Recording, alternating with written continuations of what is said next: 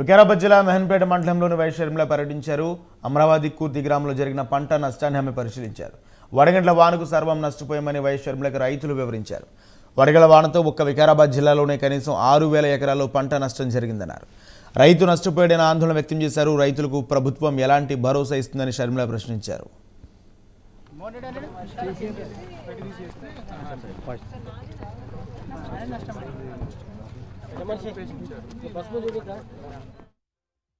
మరి ప్రభుత్వం ఈ రైతులకి ఏ భరోసా కల్పిస్తుంది? ప్రభుత్వం ఈ రైతులకి ఏమి అష్యూరెన్స్ ఇస్తుంది అని మేము వీళ్ళనే అడిగితే కనీసం ఇంతవరకు ఒక్క ఆఫీసర్ కూడా రాలేదు. ఓట్లేసుకొని వెళ్ళిపోయిన ఎమ్మెల్యే రాలేదు.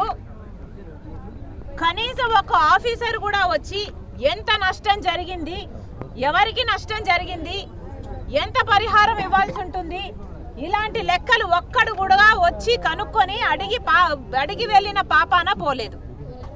మరి కనీసం వీళ్ళకు నష్టం వచ్చింది అని మీరు కనీసం ఎంక్వైరీ కూడా చేయకపోతే ఇక వీళ్ళకు నష్టపరిహారం ఇస్తుంది సర్కారు, ప్రభుత్వము, కేసీఆర్ గారు ఈ రైతుల గురించి పట్టించుకుంటున్నాడు అన్న భరోసా వీళ్ళకి ఎలా కలుగుతుంది?